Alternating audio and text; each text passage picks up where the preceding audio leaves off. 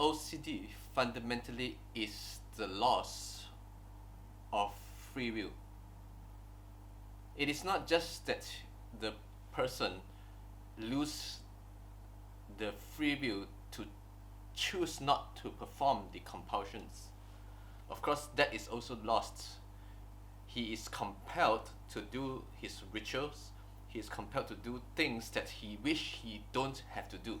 That is actually the essence of losing your free will. You are compelled to do certain things. But there is another free will that is lost that is actually more severe than that.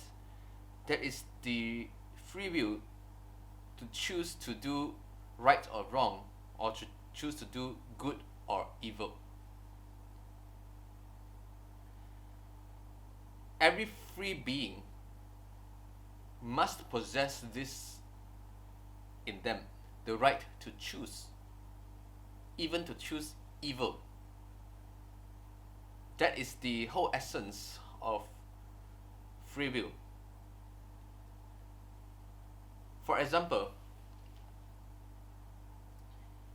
in OCD with sexual theme, and couple it with the blasphemy we have spoken about, that if the OCD evolves into a point where any sexual sin is equivalent to blasphemy, that becomes a real problem. And this can easily happen in the Christian context. For example, we have earlier said that the blasphemy against the Holy Spirit is unpardonable, and then there is another verse in the Bible that says the body is the temple of the Holy Spirit, and then there is another verse in the Bible that says every sin is outside the body, but sexual sins is sinning against your own body, of which is the temple of the Holy Spirit. And then it is not too difficult for one to link blasphemy to sin, to sexual sin. It is not just from henceforth the person who made any sexual sin, who engaged in any sexual sin, automatically links it to blasphemy. It is not just that he cannot perform sexual sin, that means he lost the ability to perform sexual sin because of the OCD. He loses many other things, because eventually the OCD will evolve into things that are, to the normal person, obviously is not sexual sin. For example, smelling the perfume of a woman, for example, feeling attracted to a woman, having sexual urge in the groinal area when he or she look at a person, all these things that are normal human emotions become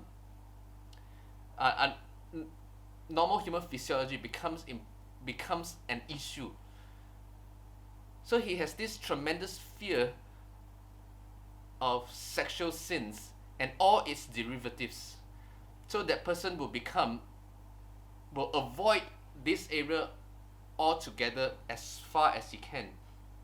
And to outsider, he may appear as very morally upright, a person who will not look at a woman lustfully, who will not look at pornography, who will not engage in any sexual acts outside of marriage, who will not perform any self-gratification. He may have this going on in his life, but it actually may just be the OCD compelled him to do all these things. He is compelled to go to the other end to ensure that he does not perform any sexual sin, because it is linked to blasphemy. In that sense, the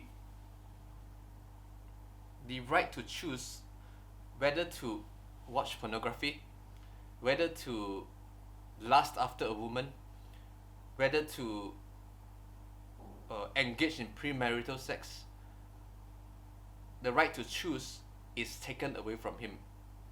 There is no virtue if you do not engage in these sins according to Christian context, if you are compelled not to do it. You are forced not to do it. So there is no virtue in it. But in essence, you have also lose your freedom, your free will, the right to choose to do right or do wrong.